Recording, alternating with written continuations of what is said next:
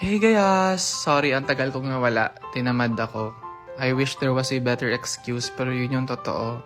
Ito yung pumunta kami ng Arabica para itry yung Spanish latte nila. And medyo okay lang siya for me kasi baka nagsasawa na rin ako ng Spanish latte. Guys, kung gusto niyo magmerienda with friends or dinner or lunch, kayo bahala, buhay niyo naman yun eh. I-try niyo tong Key Coffee. Ang sasarap ng food nila. At saka highly suggested ko talaga tong matcha Ichigo latte. Meron siyang matcha, espresso at saka strawberry sauce. Kung mahilig ka naman sa cold brew tapos gusto mo na slightly sweet, itry nyo tong Cold Blonde galing Black Caravan. Ang Black Caravan, mahanap nyo siya sa 5th Avenue sa BGC. Bale, doon sa katabi siya ng... I-google nyo na lang, i-type nyo Black Caravan. Ito naman yung kumain kami sa Choco Asador ni Adriana. Tapos saktong andun yung owner. So binigyan kami nitong steak na may gold flakes at saka caviar for free. Ang social at saka ang sarap. Pero hindi namin inubos. Syempre mataas yung pride namin. Charis. Anyway, commercial muna! Bumili ako ng bag sa Bottega Veneta. Mga ilang days ko rin pinag-isipan to. And hindi naman ako nagsisi sa purchase kasi ang ganda niya. At saka recently nahihilig din ako sa green. Kaya pinili ko tong color na to. Kung mahilig ka naman sa matcha na hot and hindi yung ice, itry nyo tong nasa Cooper's Coffee House. Probably one of the best na hot matcha na natry ko. Nasa High Street lang din sila sa BGC. I-search nyo na lang. Kasi 15 seconds ako pwede mag-yaw-yaw dere. And of course, probably narinig nyo na kung gaano kasarap sa yardstick. And totoo naman talaga, ito yung time na pumunta kami sa Power Plant Branch. Nakalimutan ko lang yung pangalan ng kape na to kasi kasama ko yung jowa ko nung time na yun. So sa kanya yung focus ko. Huh? Ito naman yung paborito kong in-order sa food court sa Power Plant Mall, Lechon Porchetta.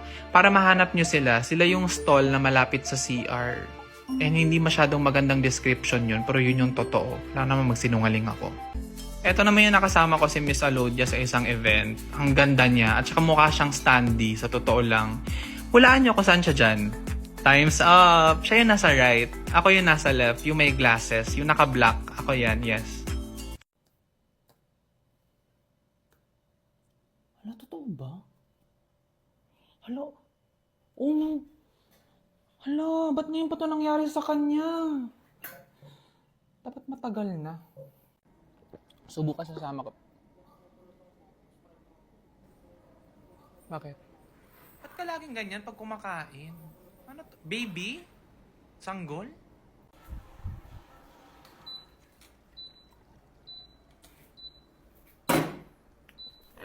Ba't ka lagi sa akin natatapat pag nauubos ka?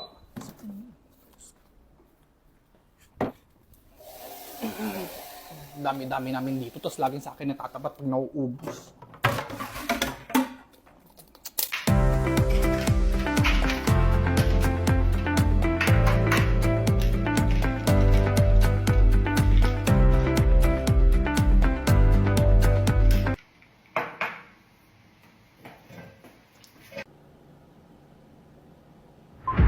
Ang akin lang naman, alam mo namang insecurity ko yun, so sana hindi mo ginagawa ang punchline sa mga jokes mo. Eh, ikaw naman yung nauna, at saka masyado din personal yung mga jokes mo sa amin para pag kami hindi pwede, ano yun? Oy, pag mag-aaway dito, tayo-tayo na nga lang magkakaibigan dito, tapos magkakapikunan pa. Ayan, kasi biruan pa more, tapos biglang mapupunta sa pikunan. Tapos may ibang tao dito na grabe din manggatong. Pag mga ganyan, wag din na sanang patulan kasi may mga taong hindi alam na last week pa pala yung away ninyo and ngayon ko lang nabasa, hindi ko napansin yung date. Sorry, wag na lang pakinggan yung VM ko or wag nyo na lang i-mind, sorry. 5 minutes, magbabackread lang ako. Sorry. Naalala mo ba yung lagi kong kinakwento sa yung restaurant, yung nadadaanan namin ni Mama? Kahapon kasi...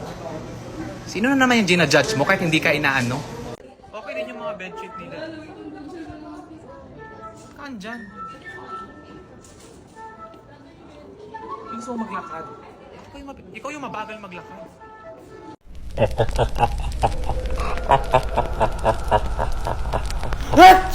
Bless you.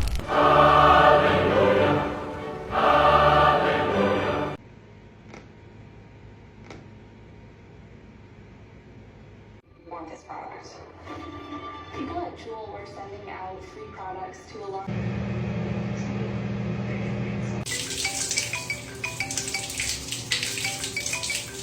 I-practice natin. Ano pong steak yung gusto nyo? Angus ribeye. Ay, Ganon! ang galing! Nakit sa kanina. How about yung level of doneness po? Medium rare.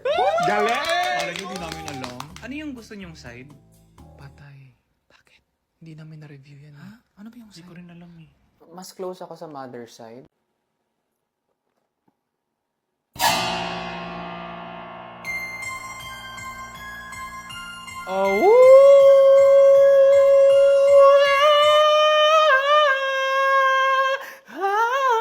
Ay, oh!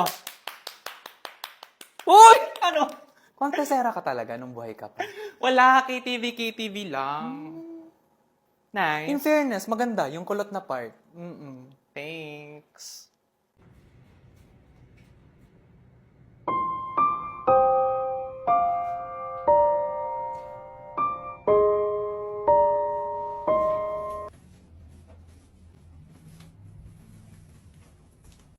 Yung mga Instagram stories mo, sobrang good vibes lang. True. Salamat. Pagpatuloy mo. Grabe na rin kasi yung mga toxic ngayon sa social media. Oo nga. Para maiba. Correct. Tama yan. Tama yan. Kung nakikita niyo rin yung mga post ko sa close friends list. Ha? Ha? Hindi. Sabi ko good vibes only. Live, love, laugh. Yes. Good job ka.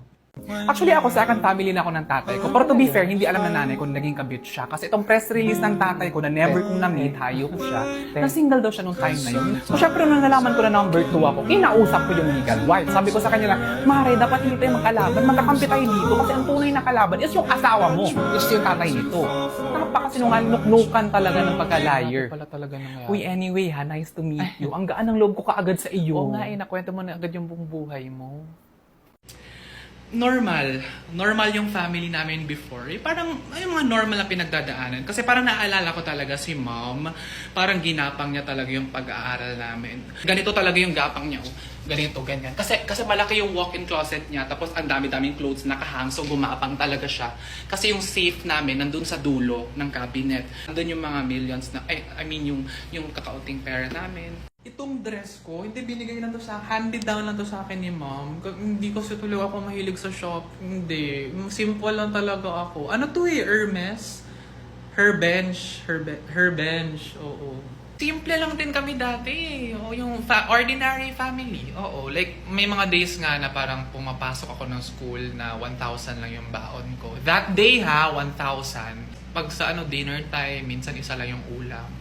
Sa side ko, sa side ng table ko. Kasi malaki kasi yung table namin Yung parang nagsisigawan nga kami. So sa side ko, isa lang yung ulam. Tapos andun yung rest. Alam mo yun? Uy, wala ka. Sorry. Hindi ko alam kung anong pumasok sa isip ko kung bakit ko nasabi yun. Ano ba kasi sinabi mo? Hindi kasi sabi ko sa kanya na mukha siyang pagod.